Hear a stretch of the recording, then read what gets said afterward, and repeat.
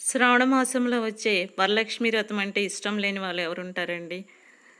ఈసారి మేము వరలక్ష్మి వ్రతాన్ని మా అబ్బాయి వాళ్ళ ఇంట్లో చేసుకున్నామండి.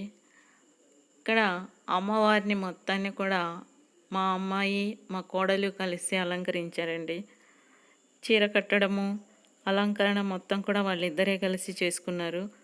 మా వియ్యపురాలు, నేను కలిసి అమ్మవారికి కావాల్సినటువంటి 9 రకాలైనటువంటి నైవేద్యాల్ని తయారు చేశామండి. ఇవన్నీ కూడా చేసేసరికి మాకు కొంచెం టైం పట్టింది. మా బుడ్డ చూడండి ఎంత బాగా దండం పెట్టుకుంటుందో. అమ్మవారిని చూసి అది దానికి ఇంకా అంత అవగాహన రాలేదండి. అది నిజంగా గుడిలో ఉన్నటువంటి అమ్మవారనే అనుకుంటుంది.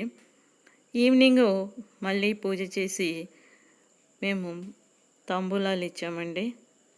మీకు ఈ వీడియో నచ్చితే లైక్ చేయండి, సబ్స్క్రైబ్ చేసుకోండి. Thank you for watching this video. Thank you.